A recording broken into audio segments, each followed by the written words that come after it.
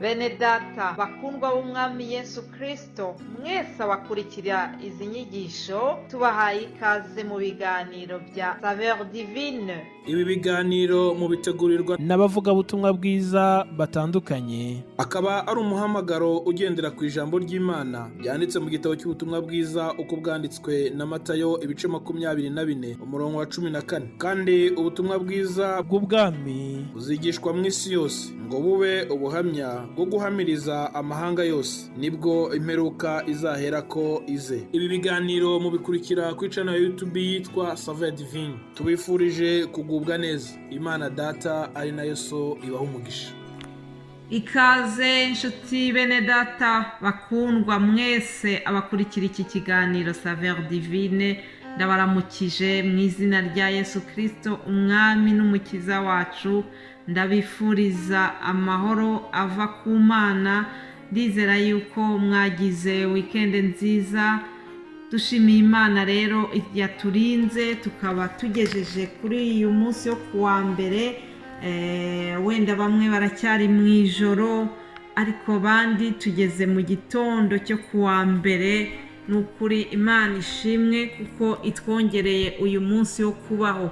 Uyu ni umunsi Imana iduhaye kugira ngo tuwunezererwemo kandi tube ab'umumaro. Imana ishimwe cyane, tuyizamura icyubahiro n'ubutware bibe ibyayo iteka ryose. Haleluya. Ndabashimira mwebwe mwese abashyigikira uyu muhamagaro wa Saveur Divine. Ndabashimira mwebwe mwese abadusengera, abajya baduha amagambo yo kudukomeza. Mwese Imana igiye ibibuka kandi ibaha umugisha muri byose. Ndashimira kandi by'umwihariko bene data bitanga kugira ngo tubagezeho ubutumwa bwiza. Imana ntabwo ari umuntu ngo yibagirwe uyu muhati twese dufite mu kuyikorera no mu kwamamaza ubutumwa bwiza. Imana ishimwe rero, turayishimira by'umwihariko yuko ikomeje kuturinda. Nkuko mwene data yabivuze, amezi 6 yarashize twarangije 1/2 cy'uyu mwaka w'2022. Ni ukuri nishimwe rikomeye kuba wowe nanjye utukiriho, tukiri bazima, duhumeka uyu mwuka w'abazima. Si uko shitani yari yicaye, oya.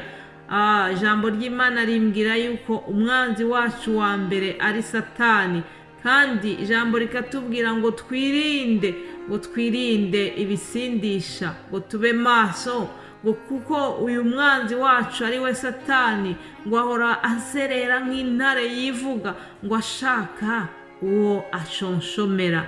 Rero uyu munsi Imana yaturinze.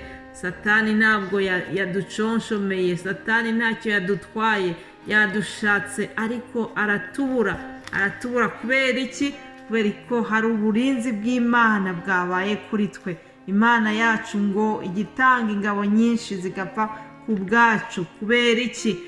Reka mbasomere aya magambo ari muri Yesaya 43 ku murongo wa 4. Handitse ngo, kuko wambereye inkoramutima kandi ukaba kubahwa, nanjye nkagukunda, nicyo kizatuma ntanga ingabo nyinshi zigapfa ku bwawe, n'amahanga nkayatangirira ubugingo bwawe. Haleluya. Murongo wa 5 ukatubwira ngo ntutinye, ndi kumwe nawe. Reka mpagararira ahangaha. Imana ishimwe cyane. Aya ni amagambo yo kudukomeza, n'amagambo Imana yabwiraga Abisirayeli, babwira ukuntu ibashyigikiye, ukuntu iri kumwe nabo.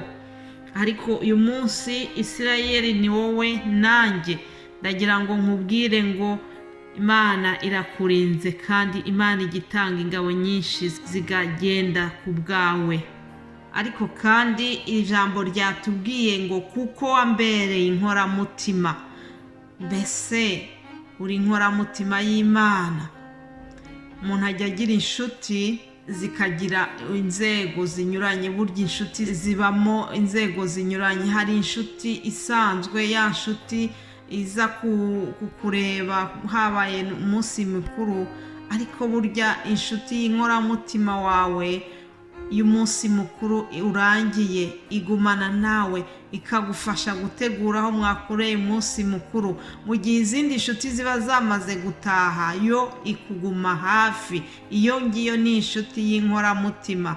Imana ishimwe. Yesu nawe arashaka ko umubera inkoramutima, arashaka kumubera inshuti ye ya bugufi. Ndabifuriza kugira ubucuti, ubusabane hamwe n'Imana yacu. Imana ishimwe. Dukomeje rero gahunda yacu yo kubagezaho ubutumwa bwiza bwa Yesu Kristo. Ubushize twaganiriye ku byerekeranye n'ibyanditswe byera, twabonye umumaro w'ibyanditswe byera, tuvuga byinshi kuri iyo sije. None iki cyumweru tuzavuga ku myigishirize ya Yesu Kristo. Yesu Kristo ni umwigisha mwiza. Yesu Kristo yagiye yigishiriza mu migani. Muri iki cyumweru tuzabona ibyo Yesu yigishije ku bwami bw'ijuru. Mu migani ye myinshi yagiye avuga ku bwami bw'ijuru. Umwami Yesu yigeze gutanga ubuhanuzi, aravuga ati, kandi ubu butumwa bwiza bw'ubwami buzigishwa mu isi yose ngo bubuhamya bwo guhamiriza amahanga yose, nibwo imperuka izahera ko ize. Iryo ni ijambo ryo muri Matayo 24 umurongo wa 14.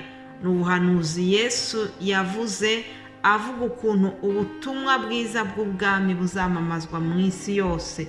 Mu butumwa bwiza bwanditswe na Matayo tuhabona ahantu henshi Yesu yagiye yigishiriza mu migani avuga ku bwami bw'ijuru. Nabaha urugero nko muri Matayo 13 aho yababwiye ati, ubwami bw'ijuru bugereranywa n'akabuto ka sinapi. Ndetse Yesu Kristo yavuze no ku mugani w'urukungu mu masaka. Ibyo byose yavugaga ubwami bw'ijuru. Abigishwa bayigeze kumwegera baramubaza bati, mbese ni ukubera iki wigishiriza mu migani? Tubibona muri Matayo 13 umurongo wa 10 n'uwa 11. Reka tuhasome ngo abigishwa baramwegera baramubaza bati, ni iki gituma ubigishiriza mu migani? Arabasubiza ati, mwebweho mwahawe kumenya ubwiru bw'ubwami bwo mu ijuru, ariko bo ntibabihawe. Bene data, ndashima Imana yuko hari abantu bahawe kumenya ubwiru bw'ubwami bwo mu ijuru. Muri abo ngabo hari bene data bazabagezaho ubwo bwiru bw'ubwami bwo mu ijuru, kandi ndizera nzi neza yuko umwuka wera azabibashoboza ndetse bakanabibasobanurira kurusha uko njyewe nabivuga. Imana ishimwe yuko yitoranije abakozi bo kugira ngo bamamaze iyi nkuru nziza y'ubwami bw'ijuru. Rero reka mbe mpagarariye ahangaha. Muri iki cyumweru cyose bene data bazakomeza babagezaho ibyo byerekeranye n'ubwami bw'ijuru nk'uko tubibona mu gitabo cy'umwanditsi Matayo. Muhabwe umugisha rero. Mbifurije gukomeza kugira umunsi mwiza. Muzagire icyumweru cyiza kizababere icy'umugisha mu izina rya Yesu Kristo. Amen.